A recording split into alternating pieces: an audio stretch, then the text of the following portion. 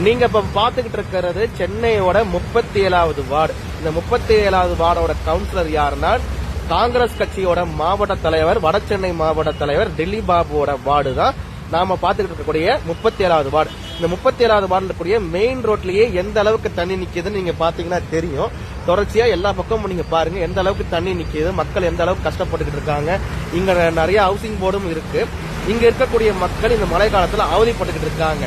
இந்த மழைநீர் வடிகாலுக்காகவே சென்னை மாநகராட்சி சார்பா 4000 கோடி ஒதுக்கி இருக்காங்க.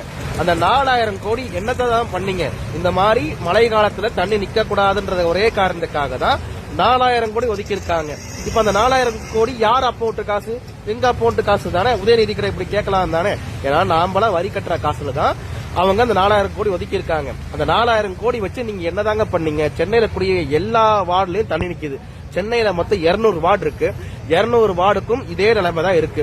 இன்னைக்கு மழை வந்து ஒரு நாள் கூட தாங்கல, அதுக்கே இந்த லட்சணத்துல இருக்குன்னா நாளைக்கும் நாளானிக்கும் எந்த அளவுக்கு மோசமான நிலையில இருக்கும். இன்னைக்கு டிசம்பர் 1, டிசம்பர் 2, 3 காலகட்டத்துல மக்கள் எந்த அளவுக்கு அவதிப்படுவாங்க. இதற்கு உதயநிதி ஸ்டாலின் பொறுப்பேற்றுப்பாரா? மேயர் பொறுப்பேற்றுப்பாங்களா?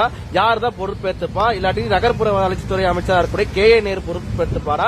சென்னையே என்னோட கண்ட்ரோல், CMDAவே என்னோட கண்ட்ரோல் சொல்லக்கூடிய எஸ்கார்டு பாபு பொறுப்பேற்றுப்பாரா? நீங்களே சொல்லுங்க.